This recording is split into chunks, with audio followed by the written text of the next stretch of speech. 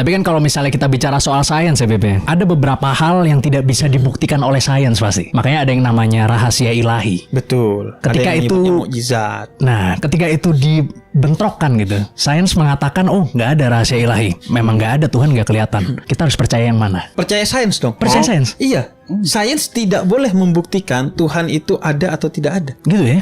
Karena sains itu observasi berbasis materi, sedangkan Tuhan itu sesuatu yang sifatnya imateri. Kalau sains bilang Tuhan ada, tidak boleh, karena dia tidak bisa membuktikan. Karena observasi dia sifatnya material.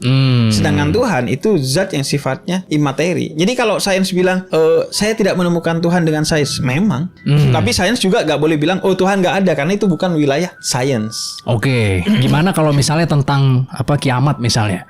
Menurut Islam, wah pada saat kiamat akan turun Imam Mahdi dan lain-lain. Tapi menurut sains, oh enggak. Kiamat nanti hanya akan bencana alam aja. Bumi ini hancur misalnya.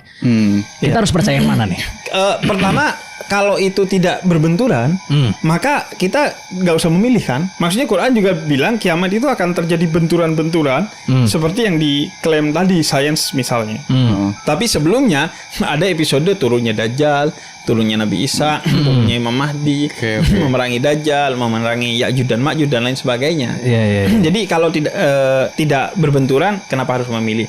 Kalau berbenturan, sebagai orang yang beriman, maka kita harus mengimani iman kita sembari melakukan juga penelitian terhadap sains. Jangan hanya bisanya menyalahkan, tapi kita harus terjun. Karena itu dari awal, kenapa banyak penemu-penemu sains itu dari Islam? Karena Islam tidak hanya ulamanya itu difokuskan membahas ayat kauliyah atau ayat Al-Quran, tapi ayat kauniyah, ayat semesta. Dengan dua hal minimal. Pertama adalah penerjemahan teks-teks filsafat Yunani ke bahasa Arab.